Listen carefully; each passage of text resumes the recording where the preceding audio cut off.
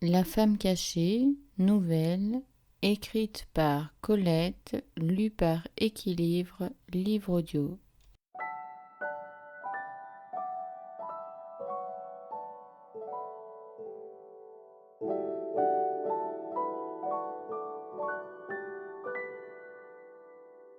Jeu de miroir. Ce n'est pas que je me plaise ici, mais il fait si froid dehors. Ici, dès l'entrée, l'air vous revêt comme d'une plume d'édredon. Dans mon enfance, je dormais l'hiver sous un gros nuage de fin duvet d'oie, emprisonné dans de la marceline rouge, duvet choisi, sans poids, qui rayonnait une chaleur mystérieuse. Ici, on étouffe simplement. On y respire tous les arômes d'un salon de thé frangipane, pâte rissolée, âcreté végétale du thé échaudé, rhum des babas, mi-carbonisé d'un toast tombé dans la braise, et surtout parfum, parfum des femmes. Il n'y a point de sanction contre certains parfumeurs, la fabrication des essences est dangereusement libre. L'odorat féminin, rudimentaire souvent, mal cultivé, affronte et essaye tout ce qui se vend en flacon.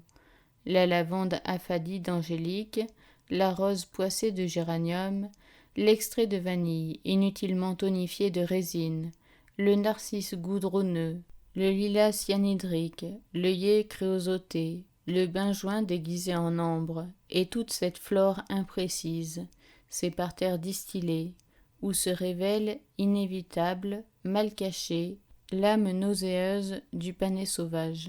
Je tâche d'oublier les parfums qui flottent, cacophoniques. D'ailleurs, mes deux voisines jolies sentent bon. Le santal de la brune me lasserait à la longue, et je sais que derrière la rose rouge, dont se vaporisa la blonde, se cache au second plan de l'olfactif une vague fétidité, d'encre fraîche. Mais quoi? Nous ne passerons pas notre vie ensemble, cette brune, cette blonde et moi. La brune est jolie, et charmante la blonde oxygénée, mais la brune, toute velours gris à panneaux de perles couleur de flamme, colletée de renards argentés, chaussée de paillettes, de plumes d'oiseaux et de strass, gantée d'entonnoirs brodés, coiffée d'une nude aigrette qui suspend au-dessus de deux astres une menace d'orage, la brune resplendit de l'élégance un peu brutale qui plaît aujourd'hui. Les gourmandes et les bavardes se sont tues à son entrée. On la contemple, et les regards d'envie l'embellissent comme une pluie d'été lustre les mailles d'un martin pêcheur. Elle a chaud, boit en pigeonne, le cou tendu et le jabot penché. Elle a deux gestes aussi fréquents que des tics, mais qui ressortissent à une coquetterie raisonnée. De l'index, elle chasse au-dessus de son sourcil une boucle brune très légère, et l'on voit briller, près de l'œil allongé, l'ongle en amande. Elle enfonce sur sa nuque un trident d'écaille, et l'œil suit, quand son bras se lève, la rondeur de son sein qui remonte, bien suspendu, en même temps que le bras. La blonde est charmante à sa façon.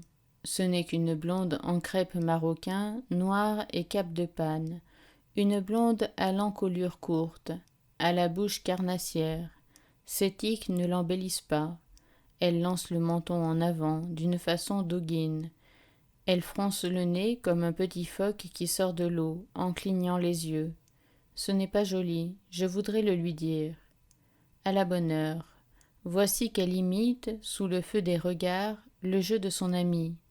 Elle bombe le buste, tapote d'une main son chignon bas, tout en or. Ainsi, une sœur cadette imite, inconsciemment, l'aînée déjà sûre de séduire. Quel plaisir pour les yeux que ces deux paonnes bien apprises. La plus belle méprise un peu la plus docile, et celle-ci, non sans frémissement jaloux, imite, se plie, se corrige. Un homme survient. L'attendait-elle? Je le crois, car elles se sont écriées ensemble. « Tiens !» sur un ton de surprise. Pour laquelle des deux vient-il? Je ne sais. L'une emplit sa tasse, l'autre offre les gâteaux. Équitable, courtois, il se penche vers la blonde, puis prête toute son attention aux paroles de la brune. Il me semble que la blonde s'énerve. Elle jette par saccades la mâchoire en avant, plisse le nez, rit trop. La voilà laide à côté de sa rivale. L'homme n'aura Dieu que pour la brune. Sa robe cendre et flamme, son visage blanc, son index rose, son sein rond qui manifeste sous la robe une vigueur autonome. Je parie pour la brune, et je perds. L'homme tourne insensiblement, invinciblement vers la blonde. Le corps, d'abord, a viré lentement. La chaise aussi, par petits glissements impatients. La blonde peut bien avancer le menton, répéter ce geste peuple qui lui raccourcit l'encolure, froncer le nez et montrer trop de gencives au-dessus de ses dents irrégulières. Elle ne risque plus rien. L'homme la préfère. Elle triomphe et se colore, en peu d'instants, comme un fruit touché par un trait d'aurore. Et la brune, agitée et incertaine, s'interpose, cherche le secret de la blonde victorieuse, et risque, mimétiquement, des froncements de nez, des clignements de paupières, et des grimaces doguines, mâchoire en avant et dents découvertes.